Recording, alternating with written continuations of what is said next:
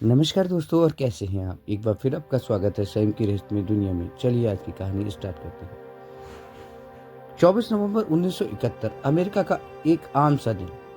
लेकिन किसी को क्या पता था, कुछ घंटे बाद ये दिन इतिहास का सबसे रहस्यमय अपराध में बदलने वाला था। एक आदमी सूट पहने, हाथ में ब्रीफ केस, नाम लिखा डीबी कॉपर। उसने 2 लाख डॉलर लिए, पैराशूट लगाया और 1000 फीट की ऊंचाई से कूद लिया। इसके बाद उसे बहुत ढूंढा गया, वो कभी नहीं मिला।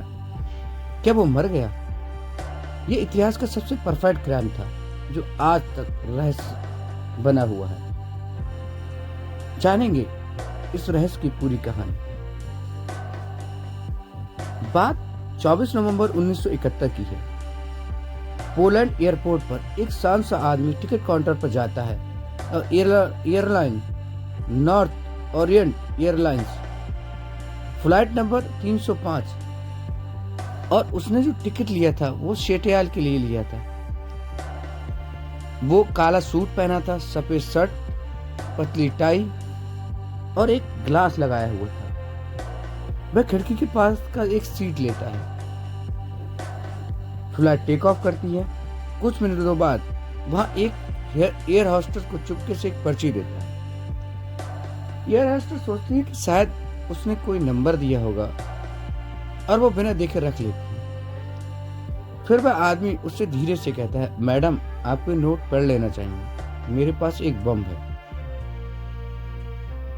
एयर होस्टेस नोट पढ़ती है, मेरे पास बम है, मुझे 2 लाख डॉलर और 4 पैराशूट चाहिए। वह अपना ब्रीफ के थोड़ा सा खोलता है। अंदर लाल रंग सिलेंडर जैसा ऑब्जेक्ट तार से जुड़े हुए दिखाई देते हैं। एयर होस्टेस सोचती है कि ये सच में बम था या सिर्फ डराने का तरीका था। फ्लाइट सिएटल की ओर बढ़ रही थी। पायलट कंट्रोल टावर से संपर्क में था। अब ये सूचना एफबीआई को भेजी जाती है। शटल एयरपोर्ट पर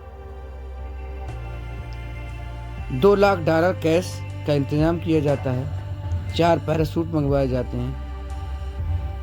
क्यूल ट्रायल तैयार होता है। कॉपर की पहली शर्त थी कि पहले पैसे उसे चाहिए, फिर यात्री को छोड़ दिया जाएगा। जैसे ही विमान उतरता है, पैसे और पैराशूट सौंप दिए जाते हैं। सभी यात्रियों को सुरक्षित उतार दिया जाता है। अब विमान में बचते हैं पायलट, को पायलट और एक एयर होस्टेस और एक कॉपर।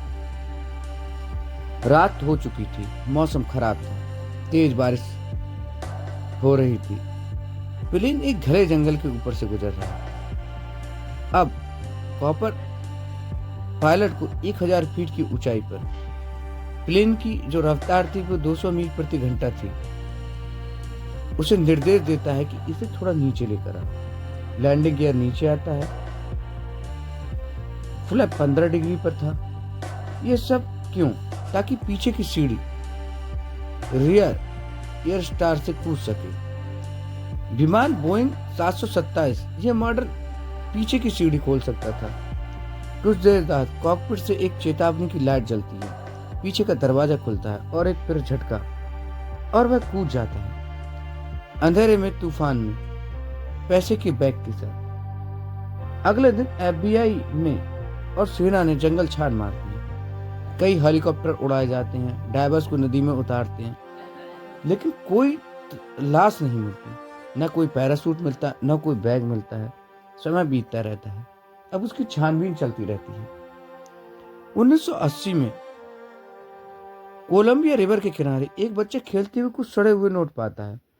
नोट के सीरियल नंबर मैच हुए, लेकिन बस इतना ही था। बाकी पैसे कहाँ गए, कॉपर कहाँ गया, आज तक कोई सुराग नहीं मिला।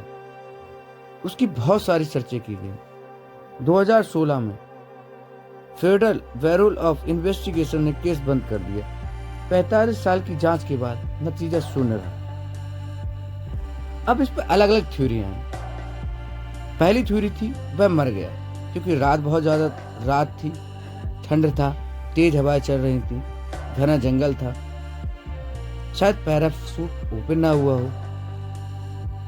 दूसरी थ्योरी प्रोफेशनल था, वह दूसरी थ्योरी थी वह प्रोफेशनल था। उसने विमान की सारी तकनीकी जानकारी थी, सही ऊंचाई चुनी, 4 पैराशूट मंगाना चालाकी, कभी पैसा खर्च करते नहीं पकड़ा गया। कुछ संगंधियों ने सामने आया लेकिन कोई सबूत पक्का नहीं है। अब कल्पना कीजिए, वह जंगल में उतरता है और पैराशूट हटाता है, पैसे छुपाता है, नई पहचान बनाता है और शायद कभी शांति से जीवन जी रहा था। यह शायद उसी रात ठंडा जंगल ने उसे निगल लिया। सच क्या है कोई नहीं जानता।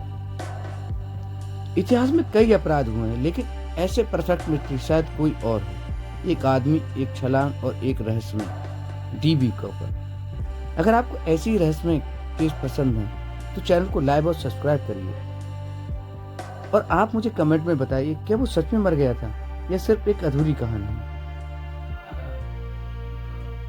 आज के लिए बस दोस्तों इतना ही।